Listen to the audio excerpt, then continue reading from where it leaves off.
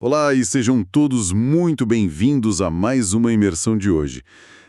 Antes de darmos o primeiro passo no nosso tema, que a graça e a paz do Senhor estejam abundantemente presentes na vida de cada pessoa que está nos acompanhando agora. Amém, com certeza. Deixo aqui, com muita alegria e reverência mesmo, uma bênção divina explícita e cheia de luz para o dia e para a semana de todos os nossos ouvintes. Que as portas se abram, que os caminhos se endireitem e que a sabedoria guie os passos de quem nos escuta. Olha, é sempre uma excelente maneira de começar, né? Com os olhos voltados para o alto e com essa perspectiva de esperança. Exato, E o nosso tema, de fato, exige que a gente eleve o nosso olhar hoje. sem dúvida alguma. Na nossa análise profunda de hoje, nós trouxemos para a mesa um material riquíssimo, é bem denso.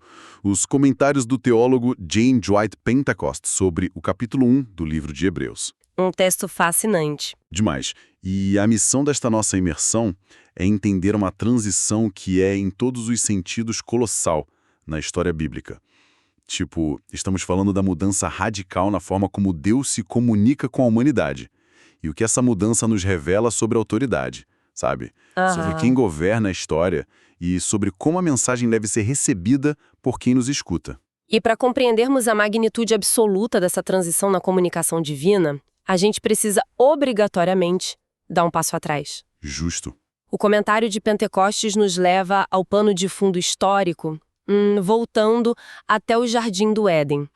É essencial lembrar que, antes da queda, o texto bíblico estabelece que Adão e Eva tinham uma comunicação direta. Cara a cara, né? Isso, direta, diária e sem barreiras com o Criador.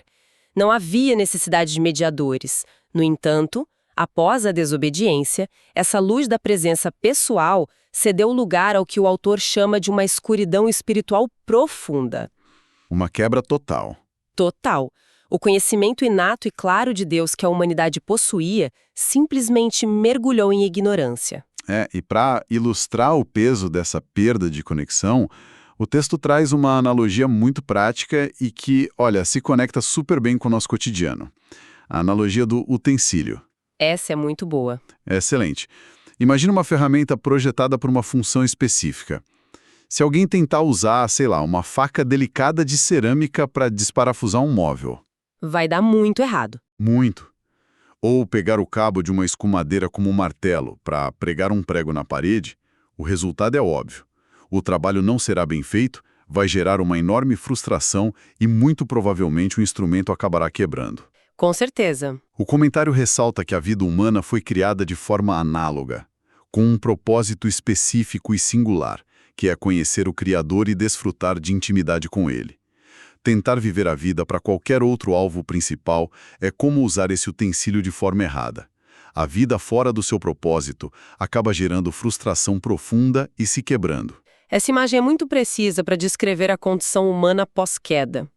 Como a humanidade perdeu a capacidade de retornar a esse propósito original por conta própria e furar essa escuridão espiritual, uma intervenção externa era necessária. Alguém de fora precisava agir. Exato. Deus decidiu continuar a se revelar, mas agora a humanidade precisava ser ensinada novamente, do zero, por meios diferentes e adaptados à sua nova condição caída. Ok, vamos desvendar isso. Como é que essa comunicação precisou ser adaptada ao longo dos séculos? Porque o texto deixa bem claro que o método original do Éden não foi restaurado imediatamente. Houve todo um processo longo no Antigo Testamento. Entramos então na era dos profetas, que compõem toda a narrativa ali do Antigo Testamento. Pentecostel destaca que a comunicação de Deus passou a ser indireta, altamente fragmentada e progressiva. Pedacinho por pedacinho. Isso. A Epístola aos Hebreus começa dizendo que Deus falou muitas vezes e de várias maneiras. E o comentário explora como essa variedade era vasta.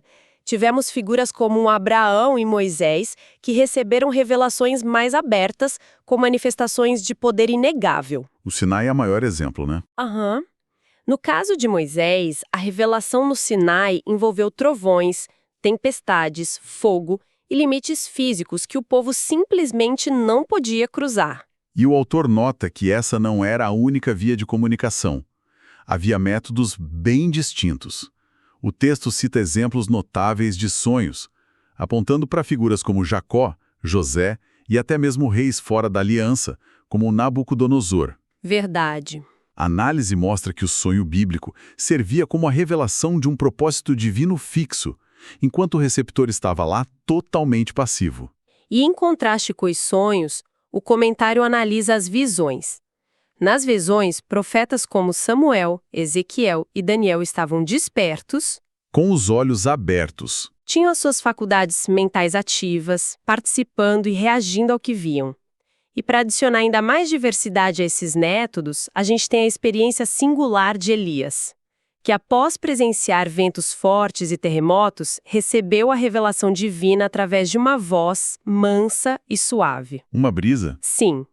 Mas o ponto crucial de Pentecoste aqui não é apenas listar os métodos. É evidenciar que, embora todos fossem perfeitamente válidos e autorizados em suas épocas, eles eram, por natureza, entregues em porções.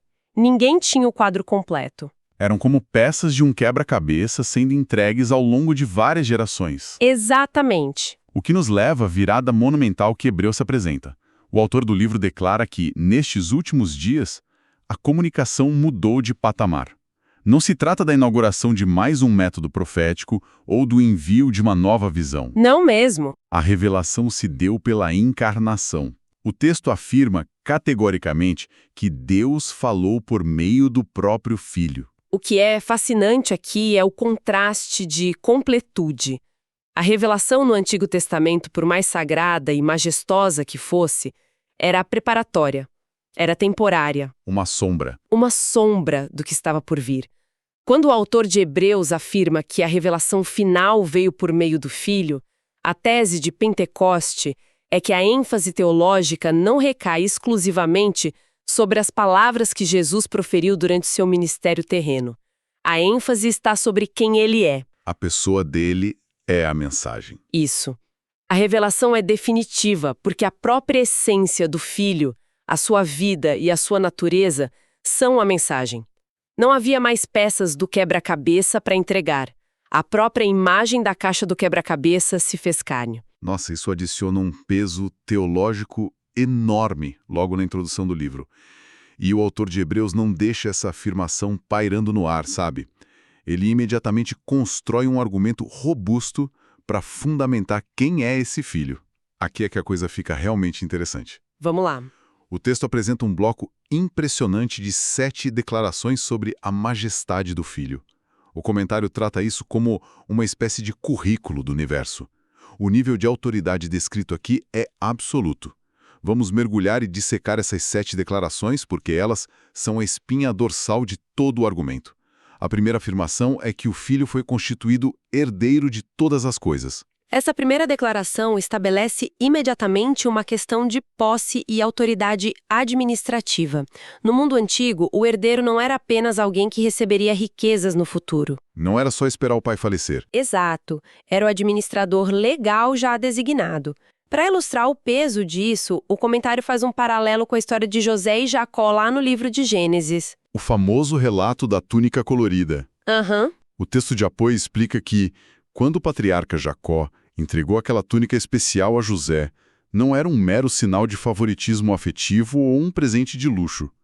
A túnica representava uma transferência de autoridade. Perfeito. Jacó estava designando José como o administrador principal dos negócios da família, colocando ele em posição de superioridade sobre os irmãos mais velhos. A analogia é muito clara. Deus Pai constituiu o Filho como o herdeiro legal, entregando a ele a administração e a autoridade absoluta sobre o cosmos inteiro. O que nos leva de forma bem orgânica à segunda declaração, que expande o escopo dessa autoridade.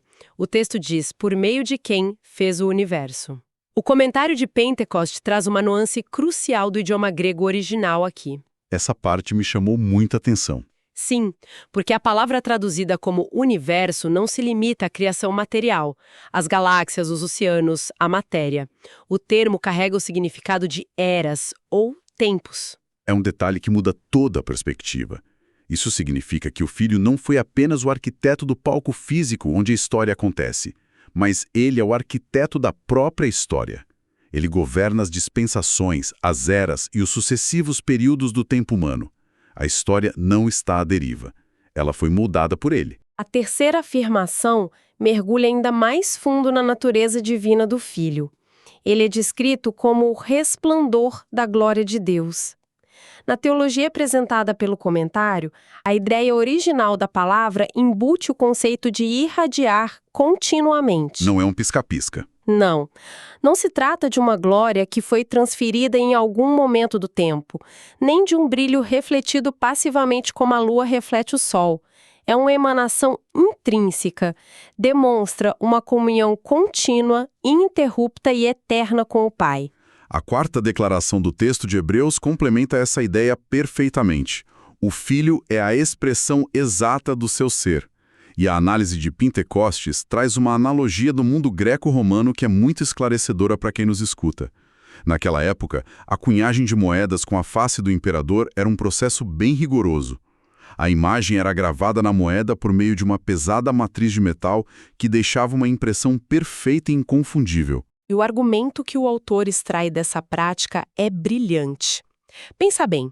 Se por algum infortúnio a matriz original que ficava lá em Roma fosse completamente destruída ou perdida, qualquer pessoa que segurasse uma daquelas moedas impressas saberia exatamente e perfeitamente como era a matriz. Porque a cópia é exata. Isso. A moeda reproduzia cada detalhe do original. O termo grego usado em Hebreus aponta exatamente para isso. O Filho é essa expressão exata do Pai. Não é uma semelhança aproximada ou uma imitação de alta qualidade. Observar o Filho é obter o conhecimento perfeito de quem o Pai é. Avançando para a quinta declaração, vemos o Filho em ação contínua. Ele é o sustentador de todas as coisas. E o texto de apoio faz questão de desmistificar a imagem puramente passiva ou de força bruta que as pessoas costumam associar à sustentação do mundo. Aquela ideia do Atlas, né? Exatamente. Não se trata da figura mitológica de Atlas suportando o peso do globo terrestre nas costas de forma estática e exaustiva. De modo algum. O comentário esclarece que o verbo original indica um movimento para frente. O Filho sustenta a criação conduzindo ela ativamente ao seu destino pré-determinado. Ele empurra a história. Exato. E ele não faz isso por meio de esforço mecânico, mas por sua palavra poderosa. É o decreto de sua autoridade que mantém as leis da física funcionando e a linha do tempo avançando rumo à sua consumação. É uma sustentação bem dinâmica. A sexta declaração altera o escopo cósmico para uma dimensão profundamente pessoal e redentora, a purificação dos pecados. O autor de Hebreus foca aqui no âmago do problema humano que começou lá no Éden. E o detalhe vital apontado por Pentecoste é que o Filho realizou isso por si mesmo. Sozinho. Essa frase elimina qualquer possibilidade de cooperação humana na redenção. Demonstra de forma cabal que a remoção do pecado exigia uma obra de magnitude divina, algo que nenhum esforço moral, filosofia ou ritual humano jamais conseguiria executar. E tudo isso deságua na sétima e última declaração desse bloco, que atua como a coroa de todo o argumento. O Filho assentou-se à direita da majestade nas alturas. O comentário extrai um significado teológico profundo a partir de um fato arquitetônico do Antigo Testamento. Esse contraste histórico é muito revelador. O comentário destaca que, em toda a descrição minuciosa do tabernáculo e do templo antigo de Israel, não havia um único móvel destinado ao descanso dos sacerdotes. Não havia cadeiras. A ausência de assentos era intencional. O trabalho sacerdotal de oferecer sacrifícios nunca estava concluído. Os sacerdotes ministravam continuamente de pé, pois os sacrifícios de animais precisavam ser repetidos dia após dia. Ano após ano. Sem fim. Sem fim. O sangue dos animais nunca resolvia o problema do pecado de forma definitiva, apenas o cobria temporariamente. Portanto, o trabalho nunca cessava. Mas, de acordo com o texto, quando o Filho realiza a purificação dos pecados, o que acontece? Ele se senta? Ele toma o seu lugar à direita da majestade. Sentar-se não indica a fadiga, indica a conclusão. O comentário argumenta que essa postura demonstra que a obra redentora do Filho foi finalizada de maneira perfeita e irrevogável. Não precisa fazer mais nada. Não há nada a ser acrescentado a ela. É o selo de encerramento da obra e o assumir da posição de maior honra no universo. Se conectarmos isso com o panorama geral do livro de Hebreus, o objetivo de Pentecostes se torna evidente. Essas 7 declarações constroem um muro intransponível. O autor está demonstrando para sua audiência original que o Filho não pode ser categorizado apenas como o ápice de uma linha de grandes profetas. Ele transcende a categoria de mero mensageiro. O currículo do Filho é o currículo da própria divindade em ação. A tese está muito bem estabelecida. O texto aponta que ele é a revelação máxima. Mas vem a dúvida. Se a divindade e a supremacia do Filho eram algo tão absoluto, por que o autor de Hebreus passa grande parte do restante do capítulo 1 e até mesmo do capítulo 2 fazendo uma comparação exaustiva e direta entre Jesus e os anjos? Qual era a necessidade dessa batalha de status? É uma boa pergunta. Afinal, debater a posição dos anjos parece algo tão distante das nossas preocupações diárias atuais. Essa é a grande questão contextual do livro. E a análise de Pentecostes esclarece muito bem esse ponto. A audiência original era composta por judeus. Para esse público, a lei de Moisés era a base irrefutável de sua relação com Deus. E havia um entendimento teológico muito forte na época, um entendimento que é confirmado inclusive em discursos de Estevão e nas cartas de Paulo, de que a lei mosaica foi entregue ao povo por intermediário de anjos. Olha só. Os anjos eram os mediadores oficiais da antiga aliança. Isso lança muita luz sobre o texto. Significa que, para que aqueles leitores abandonassem sua confiança exclusiva no sistema antigo e abraçassem a nova aliança, eles precisavam de provas irrefutáveis de que o mensageiro da nova aliança era superior aos mensageiros da antiga. Se os anjos trouxeram a lei do Sinai, o portador da nova mensagem precisava estar em uma categoria incomensuravelmente mais alta para que a transição fosse válida e segura na mente deles. Precisamente. E para provar essa superioridade esmagadora, o autor de Hebreus não utiliza argumentos filosóficos próprios ou traduções místicas sobre hierarquias angelicais. Ele faz algo muito mais poderoso para a mente judaica. Uma seleção de 7 citações diretas do Antigo Testamento, utilizando textos de Salmos, segundo Samuel e Deuteronômio, para contrastar a posição do Filho com a dos anjos. E a forma como o texto constrói esse contraste, alternando entre a identidade do Filho e a função dos anjos, é muito metódica. Nas passagens analisadas por Pentecostes, vemos Deus Pai referindo-se ao Messias com títulos que jamais seriam aplicados a uma criatura. O Pai o chama de Filho, e em uma citação impressionante do Salmo 45, dirige-se a ele como Deus. Sim, é muito direto. Muito. Além disso, há o trecho do Salmo 2, onde diz, "Hoje te gerei." E o comentário faz uma ressalva teológica bem importante aqui. A expressão "hoje te gerei" não indica que houve um momento em que o Filho não existia e passou a existir. Na verdade, essa citação refere-se ao momento da ressurreição, que foi o ato público e legal em que o Filho assumiu abertamente, diante de todo o universo, todos os seus direitos monárquicos como herdeiro. Do outro lado dessa comparação, nós temos as descrições dos anjos, fundamentadas lá no Salmo 104. O texto os define claramente não como governantes, mas como espíritos ministradores e labaredas de fogo. E o Pentecoste chama a atenção para o contraste visual que as Escrituras estabelecem. Os anjos são representados com figuras de fluidez e transitoriedade. Eles são como o vento que passa, ou clarões de fogo que iluminam momentaneamente para executar uma ordem e logo se apagam. É algo rápido, utilitário. Sim, descritos puramente em termos de utilidade e serviço. Em oposição total a isso, a citação do Salmo 45 descreve o Filho ocupando um trono inabalável, portando um cetro de equidade. O trono do Filho não é fluido, é fixo, eterno e baseado em justiça imutável. O argumento culmina na conclusão de que os anjos, por mais impressionante que seja o seu poder ou a sua glória manifesta, fazem parte da ordem criada.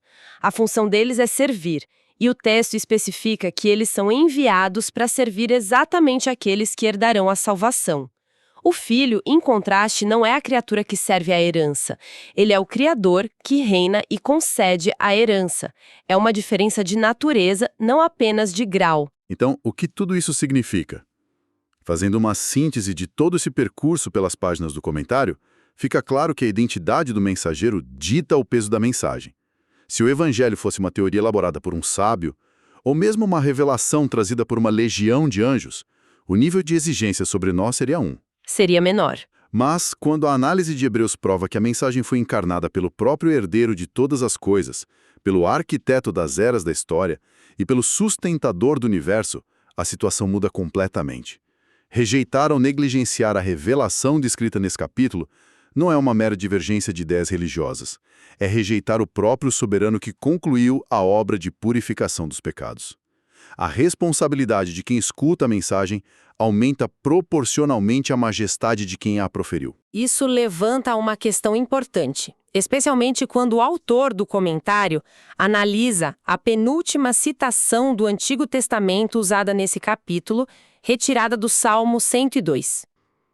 A passagem citada declara que o universo físico, a terra e os céus, vai perecer. O texto afirma que a criação física envelhecerá como uma veste, será enrolada como um manto velho e substituída. Contudo, o Filho permanece o mesmo e os seus anos jamais terão fim. Uma promessa e um alerta ao mesmo tempo. Exato. Com base nisso, o autor do comentário argumenta que há um contraste muito forte com muitas tendências do pensamento moderno. O autor observa que a humanidade frequentemente investe enormes quantidades de energia, seja em propostas de utopias políticas e sociais, seja em certas filosofias ambientalistas extremas, na tentativa de salvar ou preservar esse mundo material de forma definitiva e permanente. O esforço humano concentra-se em harmonizar a Terra através das próprias forças, confiando na sabedoria humana coletiva. O que é natural da nossa condição. Tentar consertar as coisas. Sim, mas o comentário questiona a coerência desse esforço puramente secular diante da afirmação do texto de que este mundo, em sua forma presente, tem um prazo de validade determinado, enquanto o destino eterno e a verdadeira restauração repousam de forma exclusiva e inabalável nas mãos daquele que sustenta a história. É um convite do autor à reflexão profunda sobre onde realmente deve estar depositada a confiança primária para o futuro. E esse é um pensamento que exige muita reflexão e que certamente acompanha quem está com a gente ao longo dos dias. Finalizamos por aqui mais essa rica jornada pelas páginas desse material. Agradecemos imensamente a companhia de cada um que nos acompanhou nesta nossa análise profunda de hoje. E esperamos que esses conceitos tragam profundidade à visão de mundo de todos que estão conosco. Foi um mergulho excelente. Obrigada a todos que escutaram até aqui. E para encerrar, cumprindo com enorme alegria aquilo que foi estabelecido logo no início de nossa transmissão, que Deus abençoe todos os ouvintes. Até a próxima.